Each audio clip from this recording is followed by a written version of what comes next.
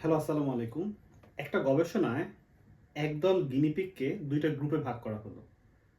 তারপর ২ টা গ্রুপকেই এমন ধরনের খাবার দেয়া হলো যেগুলো একটু অস্বাস্থ্যকর। অস্বাস্থ্যকর মানে যেগুলো খাওয়া যায় কিন্তু খেলে সেগুলোতে ফ্যাট থাকে, সেগুলো খেলে কোলেস্টেরলের মাত্রা বাড়ার সম্ভাবনা থাকে।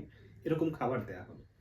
এই ২ টা গ্রুপের মধ্যে শুধু একটা জায়গায় পার্থক্য করা হলো, সেটা হচ্ছে একটা গ্রুপকে শুধু খাবারটা দেয়া হবে, তারা নিজেরা খাবারটা খেয়ে নেবে।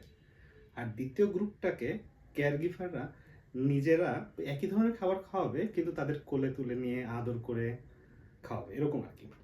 তো গবেষণার নির্দিষ্ট সময় পরে দেখা গেল যে যেই গ্রুপটাকে শুধু খাবার দেওয়া হতো তারা নিজেরা খেয়ে নিত, তাদের মধ্যে এইসব খাবার থেকে উদ্ভূত রোগের সম্ভাবনা অপর গ্রুপটার চেয়ে, যে গ্রুপটাকে কেয়ারগিভাররা কোলে নিয়ে আদর করে খাওয়াতো তাদের চেয়ে ৭০% বেশি।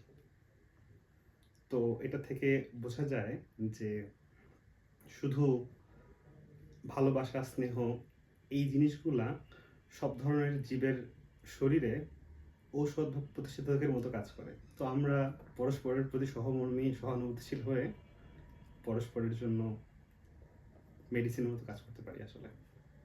গবেষণাটা কোথায় হয়েছিল, কিভাবে হয়েছিল সেগুলো আমার এখন আর মনে নাই। বাট মূল কথাটা হচ্ছে এটাই। আবার একটা ভিডিওতে দেখা হবে।